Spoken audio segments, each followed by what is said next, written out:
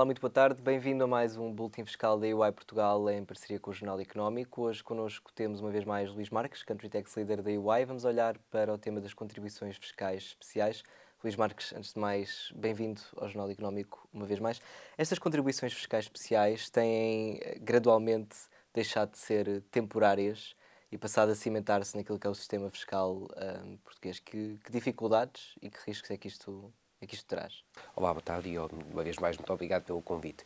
De facto, estas contribuições começaram a ser implementadas no nosso sistema fiscal fruto de um conjunto de situações adversas que a economia tinha em determinado momento. As primeiras remontam a 2010, 2011, quando Portugal começou a Da ter Troika? o âmbito da Troika.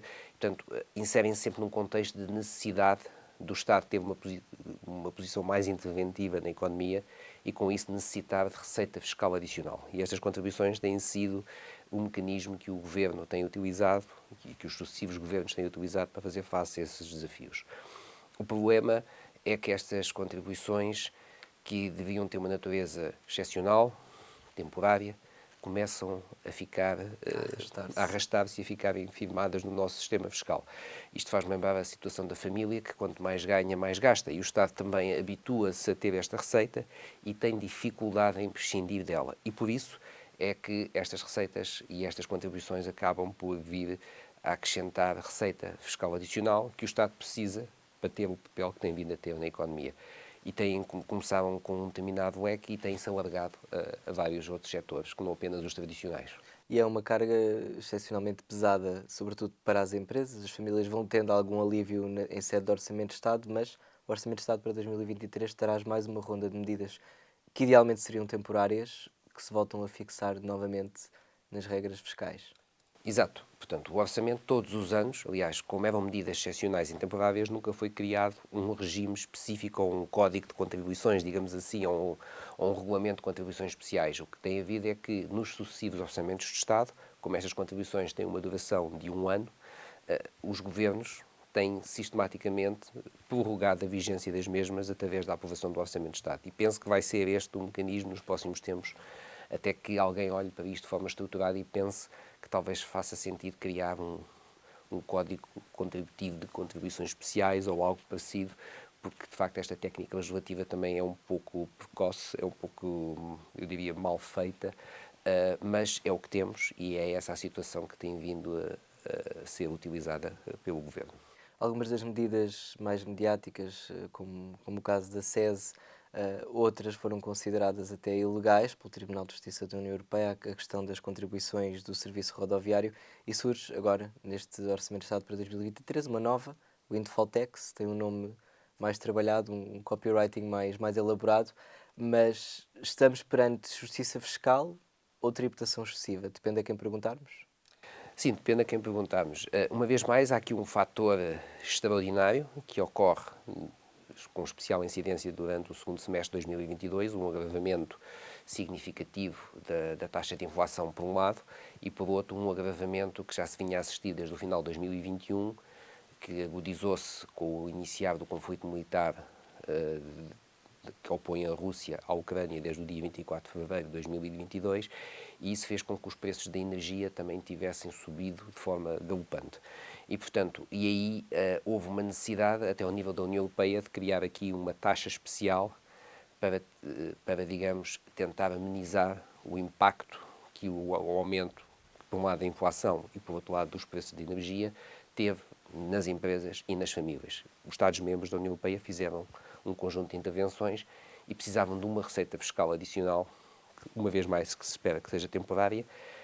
A do setor energético será certamente temporária, porque decorre de um regulamento comunitário que diz especificamente que se aplica a 2022 e a 2023. Portugal foi um bocadinho mais além, quando Portugal nestas coisas costuma ser bom aluno, ou seja, aplica não só aquilo que são os guidelines da União Europeia, como vai sempre um passo mais além, e neste caso alargou o âmbito de aplicação desta windfall tax, ou a contribuição que incide sobre os lucros extraordinários ou inesperados. Há quem os chama os lucros caídos do céu, muitas vezes esta contribuição acabou por ser apelidada, também ao setor do retalho da distribuição alimentar. Portanto, as grandes cadeias de supermercados também vão estar sujeitas a esta contribuição. Portanto, há aqui uma situação excepcional que justifica. Vamos ver se os consumidores sentem o impacto desta receita fiscal aplicada na economia, porque é esse o objetivo. Em termos de aplicabilidade, algumas destas medidas vão sendo introduzidas em orçamentos retificativos, em normas ao longo do ano.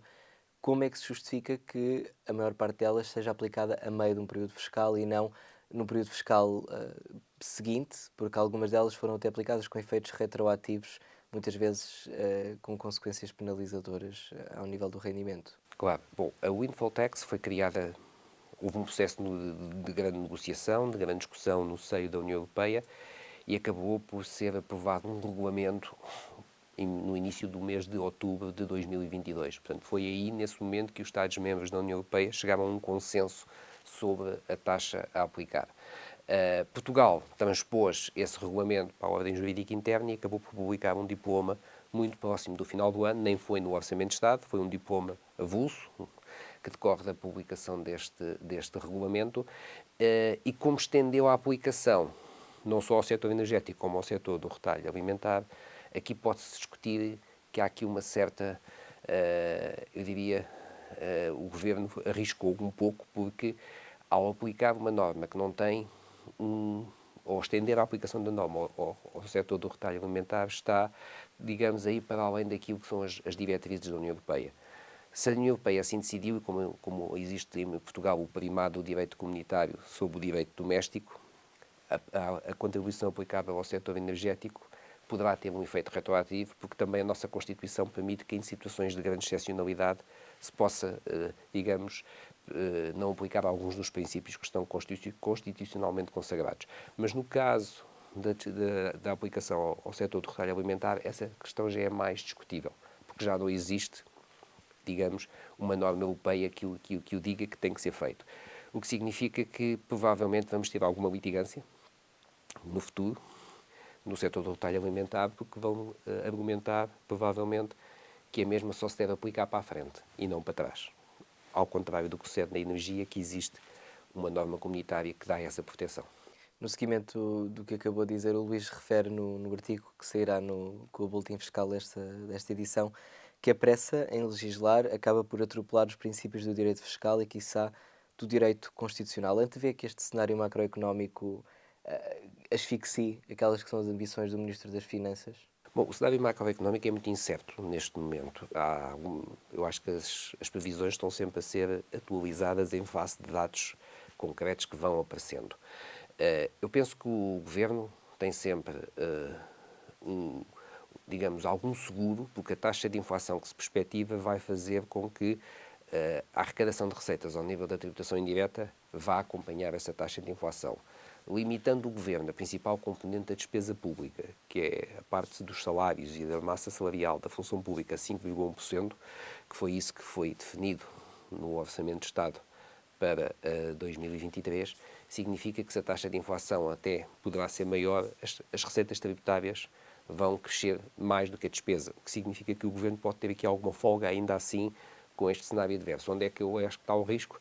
É na parte da dívida pública, porque há uma certa imprevisibilidade como é que os mercados financeiros... O valor está nos 125,5, se não estou em erro. O problema é essa taxa de juros sobe um pouco, a despesa com juros que a República terá que pagar será maior e isso pode, de facto, criar a tal asfixia ao nível das contas públicas. Portanto, é aí que se joga alguma da incerteza. Agora, o Governo tem aqui a vantagem de ter fixado a despesa a um valor que se considera prudente e que tem originado toda esta polémica e esta contestação social em todos os setores do setor público e vai com certeza tentar maximizar a receita tributária que vai ter, não só por via destas taxas, que falámos há pouco, como também pelo aumento da receita tributária por via do aumento dos preços, em que vai buscar mais tributação indireta. Luís Marcos, uma vez mais, obrigado por se juntar ao Boletim Fiscal. Muito obrigado. Foi um prazer. Obrigado também a si que esteve desse lado a acompanhar. Já sabe que este e outros vídeos estão sempre disponíveis no EasyTex, em jornaleconómico.pt e na JTV, nas plataformas multimédias do Jornal Económico. Fique bem.